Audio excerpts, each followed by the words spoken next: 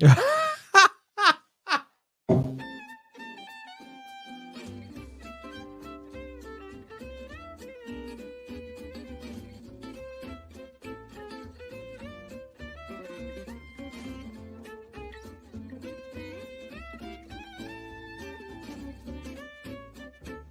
do, neighbor. It's Berean Spirits time once again. The boys have gathered around and they're ready for you. So join in, make comments, and study with the guys as they try to study as the Bereans did in Acts chapter 17. And now, here's the guys.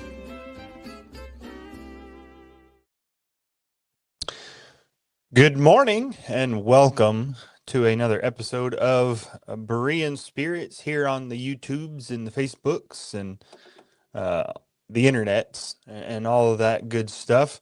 It's good to be back and to be able to. Okay, stop, Richard. You're making me laugh. It's good to be back for another show, another Bible study where we can talk about the Word of God together. My name is Josh Thornhill. I'm working with the West Side Church in Church of Christ in Wichita, Kansas, down in the southern eastern part of Kansas. And we're still having a lovely fall this winter. Of course, today it is cold. It's like 29 degrees outside, so it's more wintry now. But I know, it's cold. Anyway, with me and below me, not that we're looking down on him, even though we are, Richard Dotson with the Kearney Church of Christ in Kearney, Missouri. Richard, how you doing? I'm good. Hey, we're here. 26 here. 26, okay. Did you guys see the blizzard that was hitting Lake Michigan last night? No, because I wasn't at Lake Michigan. I'm here in Wichita. Boy, I tell you, I know, but there are people up there, and I felt sorry for them. I hadn't heard about that. Yeah, it looked intense. Very intense. Okay. And to my side, I don't know, right, I guess, Chris Peltz, the evangelist with the Southside Church of Christ in Springfield, Missouri. Chris, how you doing? Yeah, man, I'm better than folks in Michigan, apparently. But I know they're ice fishing in Beavertail, Minnesota. Other than that, no, I'm doing good. I'm doing really well. Good. Very good. Well, I reckon that it's time for us to get ourselves into our study for this morning. I don't have some witty kind of, transition that Chris had. He didn't tell me something that I could use to kind of segue on in there. So we're going to talk about what our brethren should be able to expect from us. We are part of a local congregation. All of us, and hopefully those that are watching are part of local congregations. And the reality is, right now, you've got the NFL playoffs going on. College playoffs are ending very soon. Without the Chiefs. Yeah. Exactly. Not that I've watched any of them or will watch any of them, but anyway, one of the things that happens, much like the guy down below me here, they watch games, whether it's on television, whether they go in person, and really all they are is a spectator. They may, contribute somewhat monetarily through their ticket, but really all they're doing is spectating, and yet they have a sense of ownership.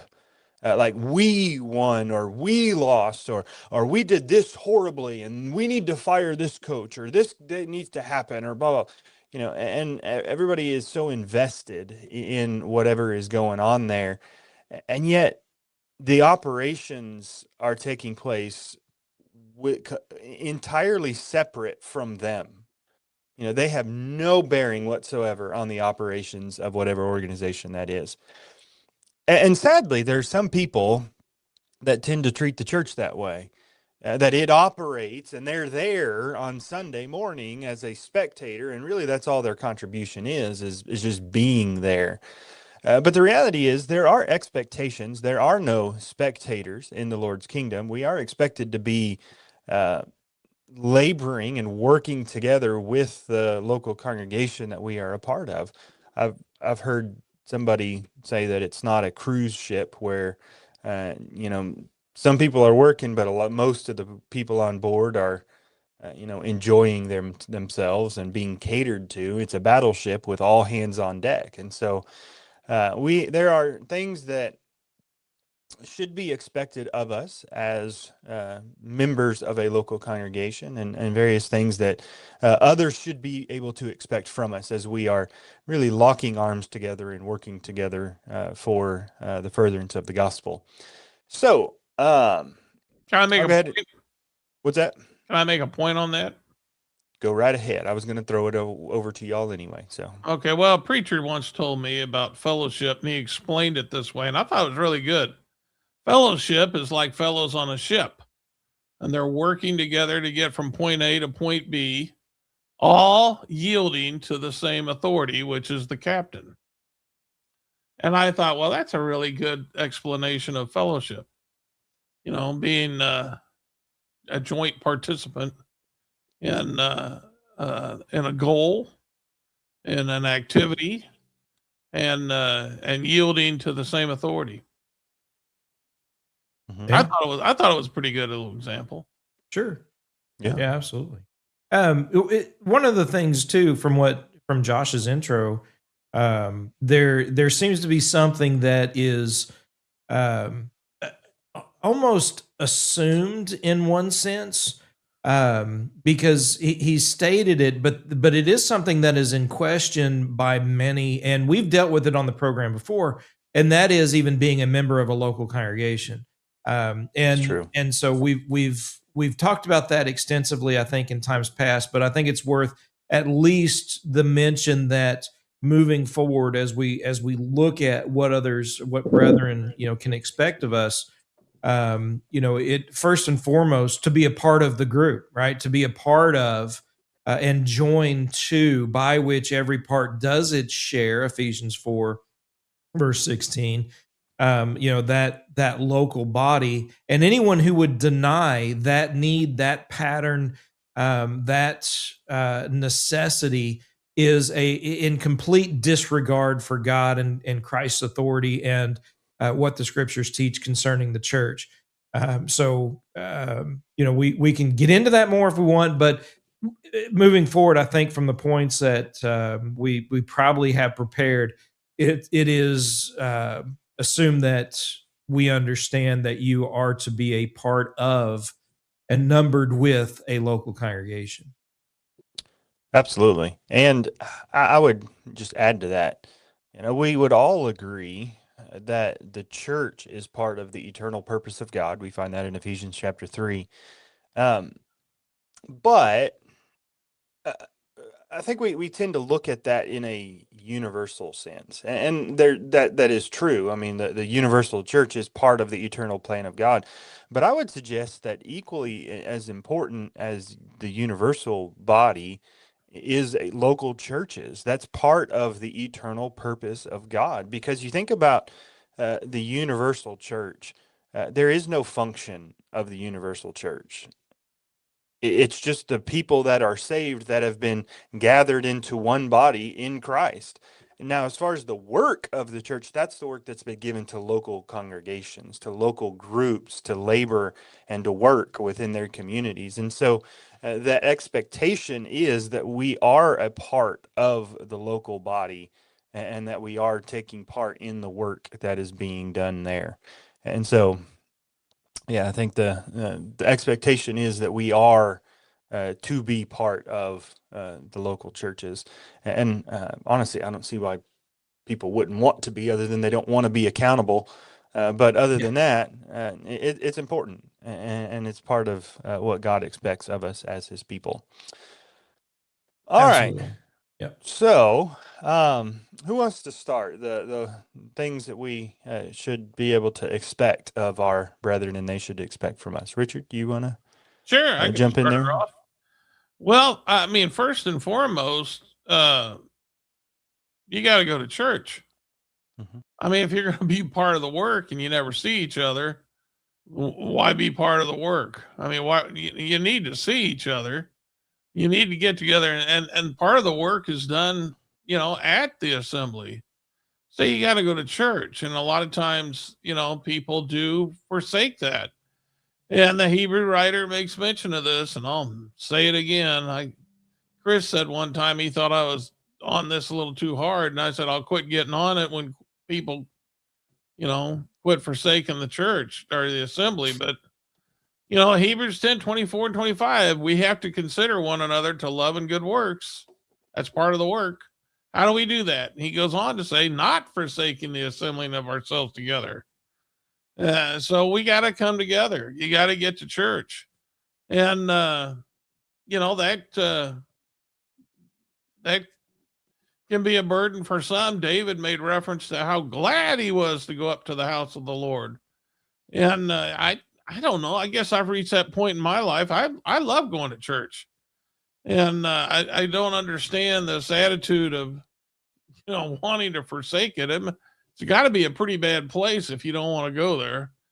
But from time to time, you do see brethren who decide that they'd rather do something else that particular moment, and I hope they enjoy it. But they're and let me say this, and I've said this before. And we were talking about this right before the show, and it wasn't about this in particular, but there are times when you need your brethren. There are times of adversity when you need a brother. And a lot of times people don't know when that is. I mean, something could be going on in Josh's life right now that I don't know anything about. And that's the way it is at church. Many times you don't know what's going on during the week. They may need to see you. They may need to sing with you. They may need to pray with you. And they may be coming to church not because they necessarily want to, but because they know the Lord commanded it, and they'd rather just go home and crawl under the bed and cry. I mean, they're just whooped. And so they paint a smile on their face and they force themselves into church, and they're expecting to see you. They need to see you. They need you there to build them up.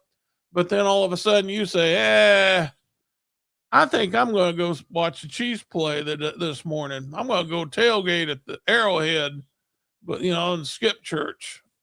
What does that say about your brother? And before you sit there and say, well, we don't know for sure that takes place, let me tell you something. It takes place all the time. All the time. I have preached lessons where I have seen brethren struggle through that lesson. They're back there just wiping tears out of their eyes because of something that's moving them. Something's going on in their life, but nobody else knows. And so this happens quite a bit. People need to see you at church, and it is, you have that duty to your brother to be there ready for him. Even if you never know he's going through it, you need to be there. Yeah, I was visiting a a gospel meeting one time, and as I was leaving, the guy who was preaching the meeting, he had said that somebody had told him, and they're joking, of course, but they said, "All right, well, I'll see you tomorrow night unless I find something better to do," and that a joke that tends to be thrown around, but he responded like, "Whoa, whoa, whoa, whoa, no. Like, don't hold out on us. If you find something better to do, we want to take part in it. Because if there's something better than this, we all should be, taking part in that." And of course, the reality is there is nothing better that you can do. But you brought up Hebrews 10:24 and 25. I think there's some context there that really emphasizes the importance of what he's saying there, because those Christians are being discouraged. They faced persecution. He deals with that in chapter 6 and chapter 10, the kind of persecutions that they've endured already. Either they were currently enduring persecutions or they were about to be enduring persecutions. And they're discouraged to the point that they're about to walk away from their faith. And his point is, first of all, that you need to look at Jesus, because if you truly appreciated who Jesus is, you'd never cast off your faith in him, number one. But number two is you need to lean on your brethren. How do you get through difficult times? Leaning on your brothers and sisters in Christ. That's how. How can the church insulate itself from the persecutions and the difficulties of the culture? By being together. And I would suggest it's not just on the first day of the week, but that is an opportunity that the church has set aside to be able to worship together and to encourage one another, to stir one another up to love and good deeds. And the point is, you need your brethren, and you need to take advantage of the opportunities you have to be able to join with them in worship to God. And so certainly our attendance is something that should be expected of us. Yeah. Go ahead, Chris. Well, I would also suggest that forsaking the assembly is not the problem. It's a symptom of a deeper problem. Even when you look at, Hebrews chapter 10 is full of so many things that build upon one another. The fact that Jesus has come, he is the sacrifice. And even in verses 19 through 22, working your way up through verse 24 and 25, having your hearts sprinkled, right, and your bodies washed. The idea there, first of all, is getting your heart right. Right. And when your heart is right, forsaking the assembly is not a question, right? It's not a thought. It's just it is something you don't do. It is something that when your heart is in the right place, you're going to meet with the saints when you have the opportunity and fulfill, the first day of the week responsibility. I even hate to say it, but at the same time, at the very least, right? And so, choosing to do something else, especially on the first day of the week, that's not the problem. That's a symptom of a deeper problem. And it goes to the idea of 1 Timothy 4 and verse 1, where they departed from the faith, where chapter 1, verse 19 of 1 Timothy, they made shipwreck of their faith. In all of these issues, these problems, through Hebrews and these other passages that talk about, how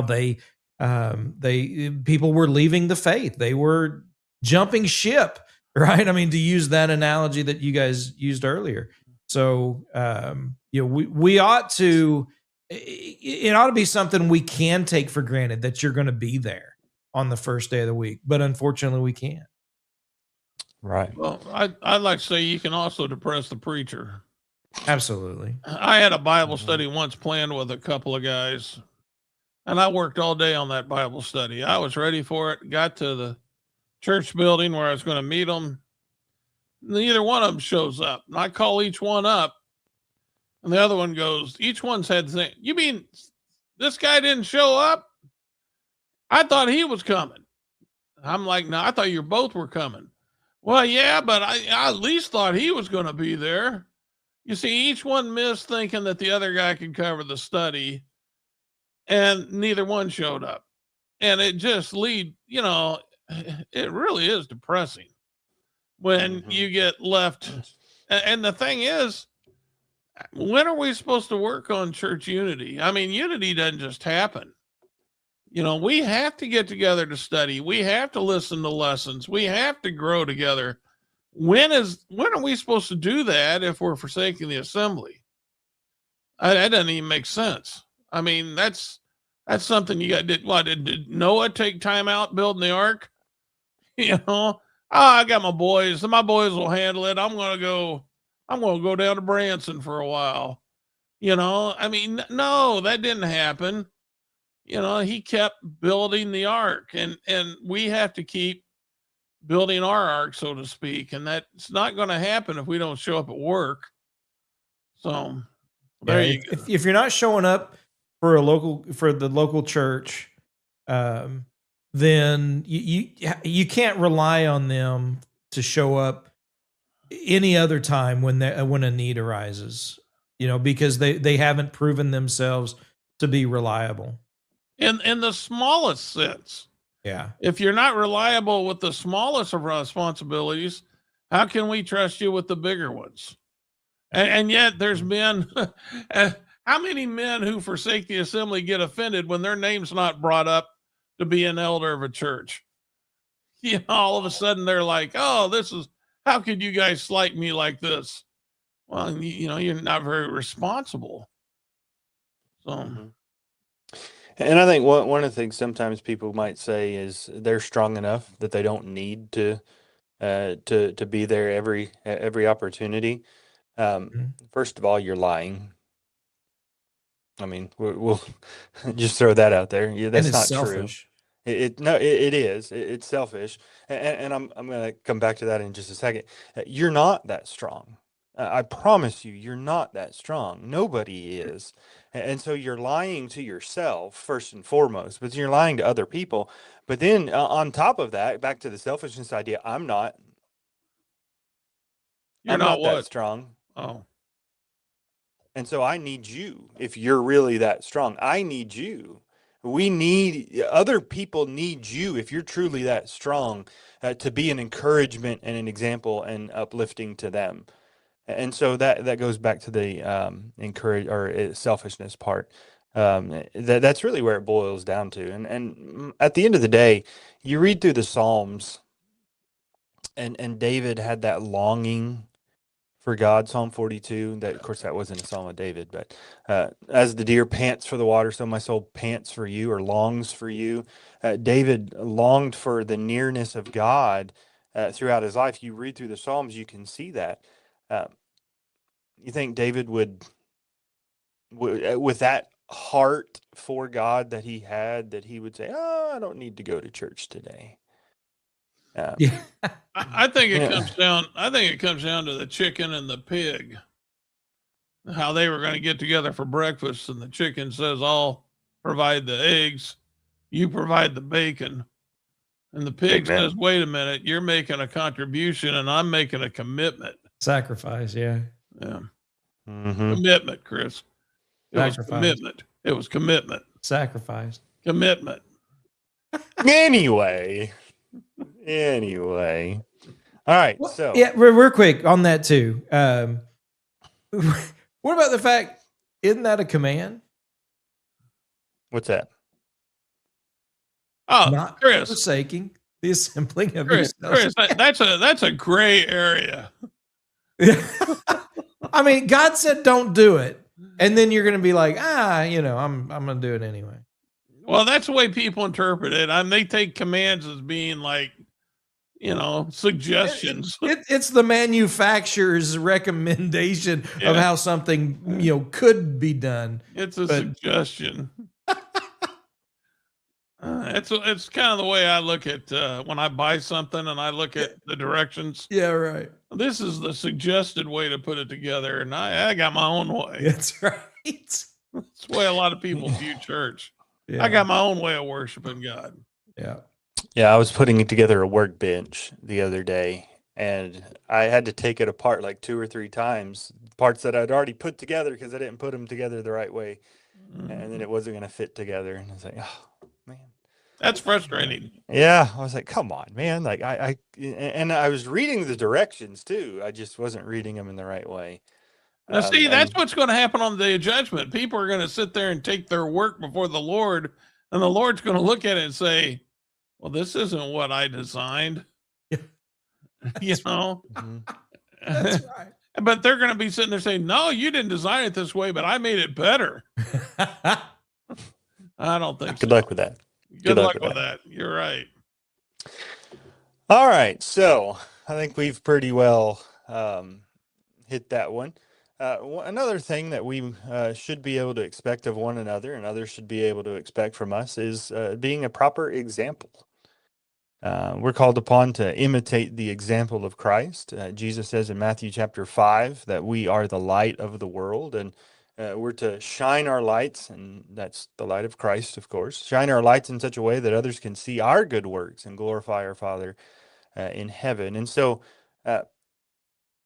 the way that we act can reflect positively and poorly upon the church. I know of a man, he's since passed away, but he was preaching for a congregation, and he got arrested for sexually abusing children that his wife had been caring for in her daycare. And I saw comments on the news posts on Facebook where people were talking about that he was a member of the Church of Christ and things like that. And what a shame he brought upon the Lord's church, the Lord's people.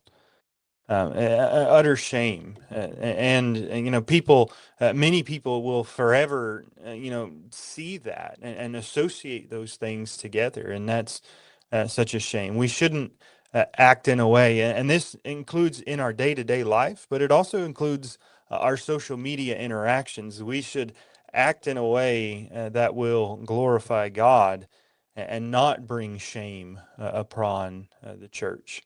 And so we should provide a good example, not just to the world, but also to one another. That's an encouragement to one another as well. So go ahead, fellas. Yeah, well, even in respect of the assembling together, you know, I remember when my kids were little and we were getting ready to go to assemble on the first day of the week, and we grabbed something to take to someone, and one of my kids said something is like, "Well, I mean, you know, why are you taking that? But, you know, I mean, you don't even know that they're going to be there." Yeah, the kids recognized that this was somebody who was so sporadic that they weren't dependable. And, you know, here you are trying to teach your child, you know, responsibility, trying to teach your child the idea and you know, of even assembling together. And then you've got others who are, you know, just kind of who are not reliable or who are forsaking the assembly. And then, you know, your kids are left with this contradiction, you know, of what does this actually mean, and how is this, you know, how do you consider them faithful when, you know, they're not doing what, you know, we're trying to tell our kids they're supposed to do. And so, you know, that example extends well beyond, you know, the idea of being there, you know, for someone who's in need. You know, that example is there for kids because they're in need of seeing the example. And it goes on to other things, obviously, you know, the places we visit, the things we listen to, the shows we watch, the interest that we have and that we talk about regularly. You know, what are they, and what are they demonstrating to those around us as far as our true interests are concerned? Well, my mom used to tell me all the time I would rather see a sermon than hear one. And let's face it, that's the most powerful lesson you can have is the example. It's easy to tell people how to live, and it's hard to show people how to live.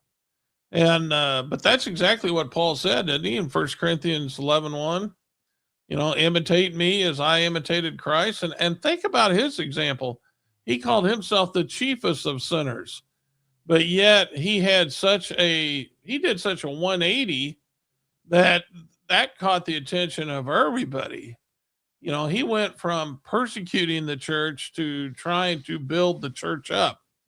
And so his example was tremendous to many people. And so, you know, we have to look at that. First of all, draw the encouragement that no matter how bad we've sinned, you know, we can receive forgiveness and we can be of use in the kingdom by just doing that 180 and repenting and serving the Lord. That can be a tremendous influence to those around us. And think about, you know, on your example, think about what people see in you. All right. Do they see you get in your car and go to church? Do your brethren see you go to church regularly? Do they see you there, you know, in season and out of season? That's something that they need to see. Do they see you working hard to uh, doing the work of the church? In other words, if you're not a very good or gifted at praying, do they see you trying to get better? Do they see you trying to do things, in the service of our Lord? Not that you're naturally gifted at it, but you're just trying to get better. And that can be that can be very encouraging. I knew a man one time who, he had some birth defects, and he could not speak clearly. I mean, it was very difficult to understand him. And when he sang, first of all, he wasn't gifted that way. He was more like me. He Amen. he sounded pretty bad. But when he sang in church, even though it sounded horrible, he sang as loud. He sang from the heart, and anybody that heard him knew that it was coming from his heart.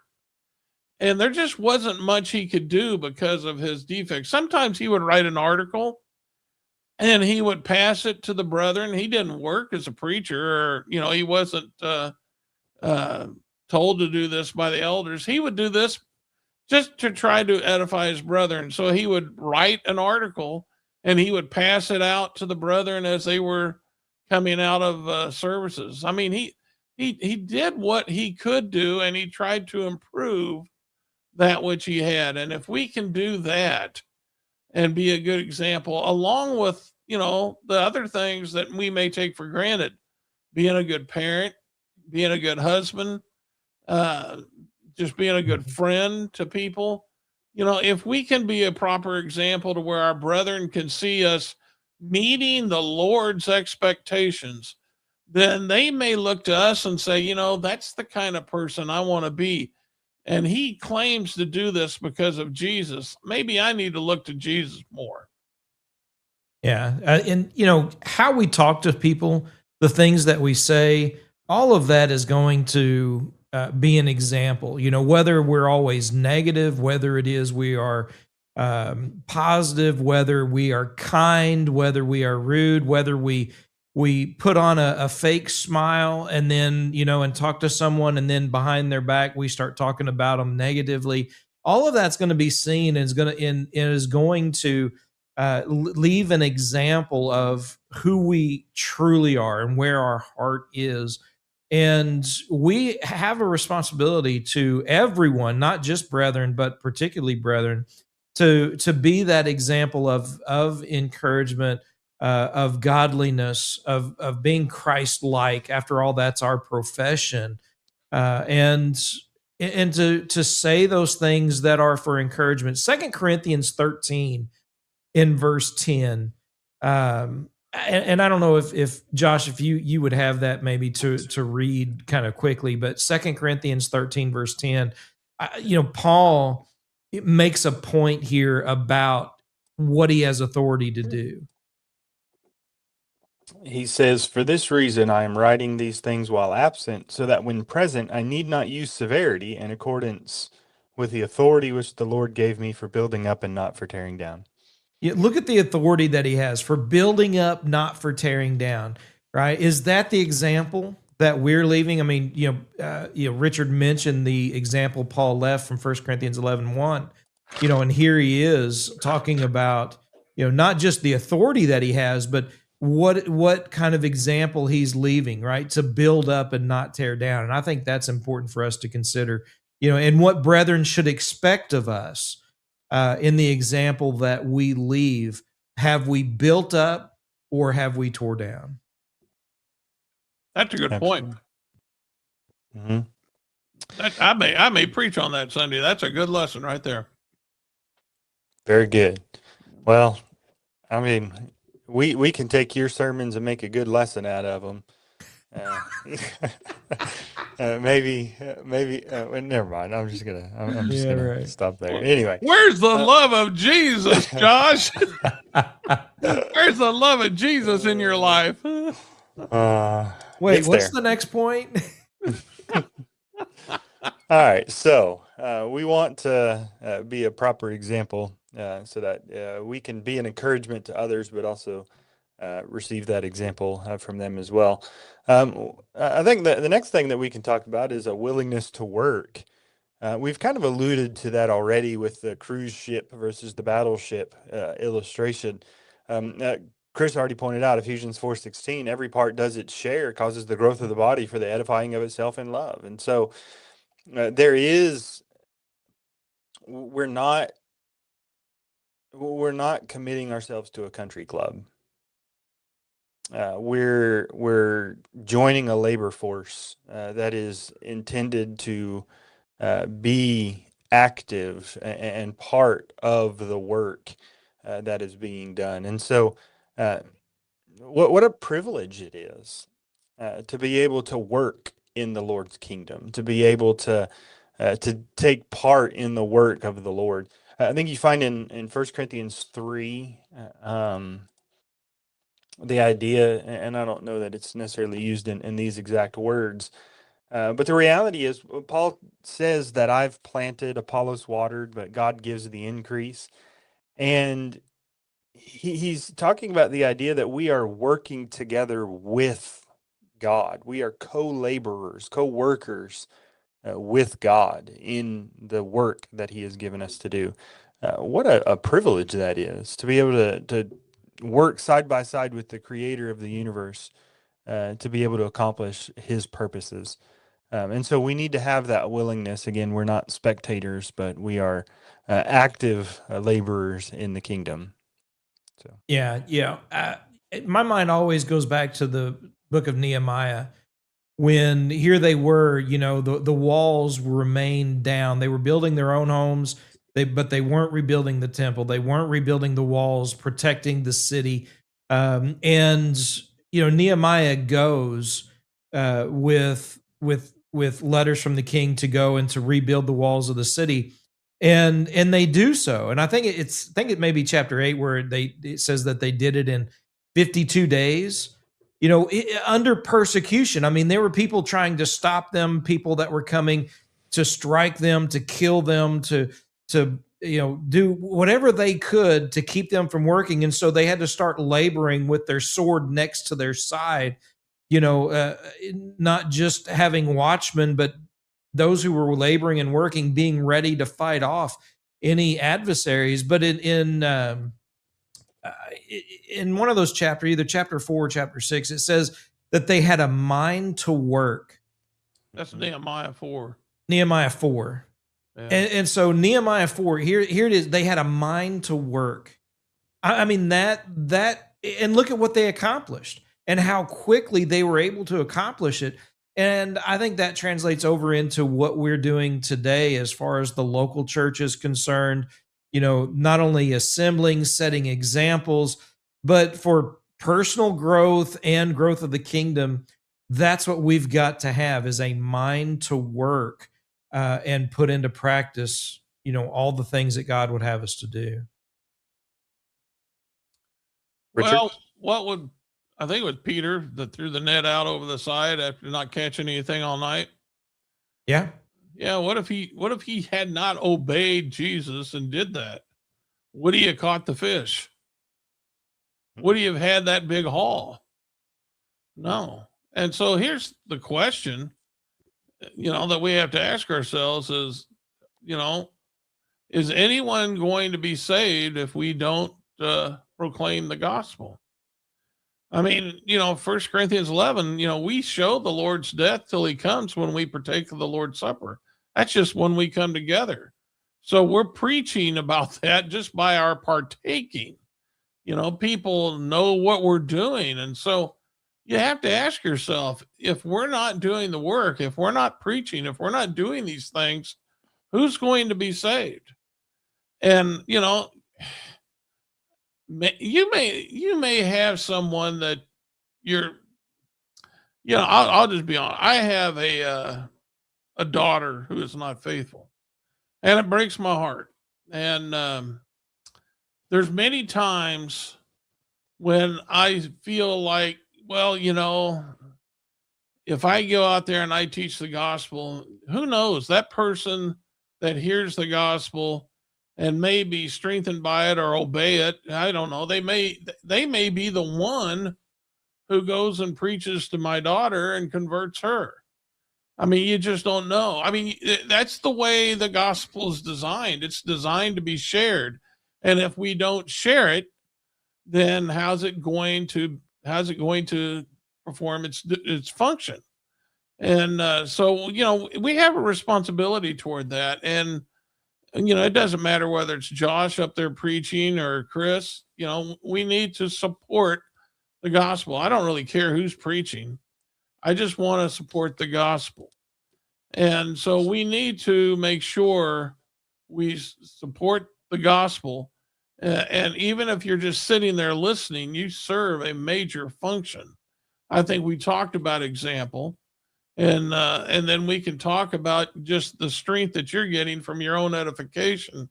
So yes, we need to have a mind to work. I mean, everybody, if you go to Hebrews 11, you go throughout the Old Testament, every character of faith was given a job that kind of looks like, whoo, wow, this is a big, big job. Like Noah with his ark, Abraham, and well, a couple things with Abraham leaving his father's country to go to one he didn't know anything about, and then of course sacrificing Isaac. Moses leading the children of Israel out of Egypt. I mean, those are big, big jobs. But they got busy doing it.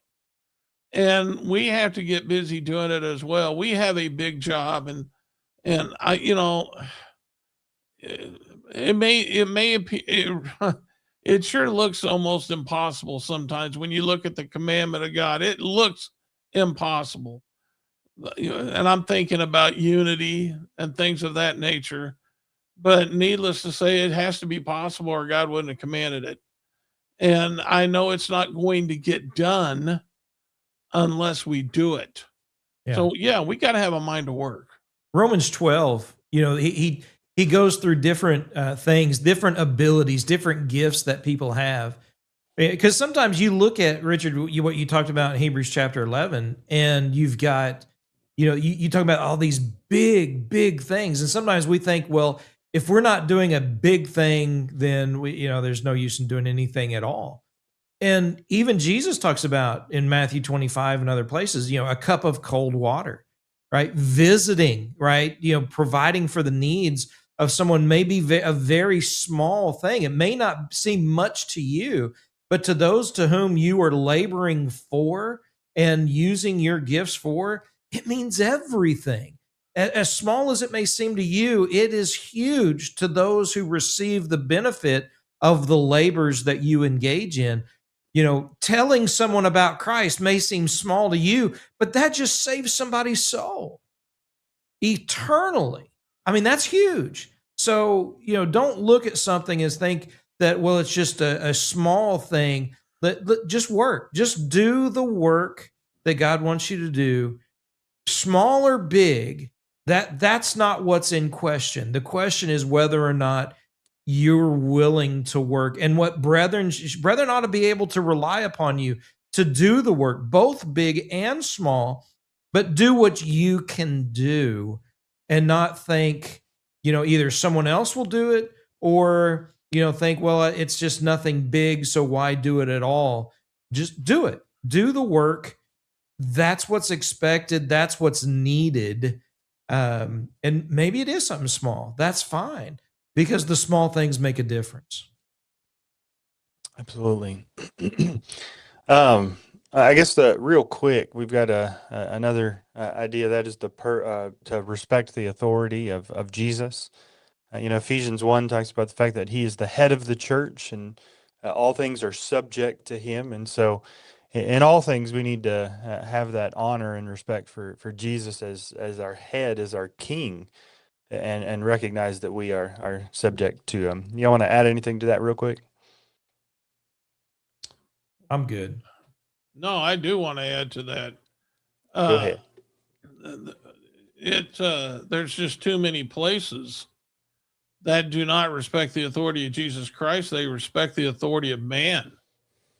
And there's some denominations that have put man in place of God in making, law. And that is most unfortunate.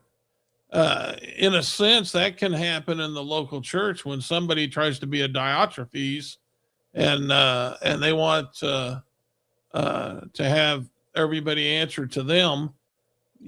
That can be a real danger. And so, yes, we all have to respect the authority of Jesus Christ and to understand that each one of us is a follower of Jesus. We are not a follower of men. And, if you want to, and I've said this over and over again to the brethren at church, because I'm the preacher and I know how things are in this country with preachers. The preacheritis, I guess some people call it. Nobody should be a follower of the preacher. Nobody should be a follower of an elder. Nobody should be a follower of any man. Our knee bows to Jesus and Jesus only. And so we have to, if we're going to do the work properly in the Lord's church, we have to, first of all, not accept, those who try to make us to be something that we're not. We need to speak out against that. Just like the angels, they spoke out against that. We don't bow to man, and we don't allow men to bow to us. And I had somebody just this week at Kearney say they had never heard a preacher actually practice that or say that, like they had heard me say it. But that's the truth. The work is not going to function. Like we said earlier, we can't redesign the Lord's church. The Lord's church bows to Jesus. That's the only way that the work is going to be done properly, is if we bow to Jesus and Jesus only. Amen. I'll give that a hearty amen. All right. Any last thoughts, Chris? I'm good. All right. Richard, any last thoughts before we close? No, I'm good. All righty. Our brethren need us. I think that's one of the things that we hopefully can take away from our study today. We should be, our brethren should be able to rely on us, and we should be able to rely on them as we labor together for the work, in the work of the Lord. We thank you all for joining us today. I've hoped it's been a profitable study, and I hope that we can continue to study these things and to apply them to ourselves and be fruitful laborers in the kingdom. We look forward to next week when we can join again Thursday morning, 10 a.m. Central Time. But in the meantime, we look forward to the next time and keep studying the scriptures with Berean spirits.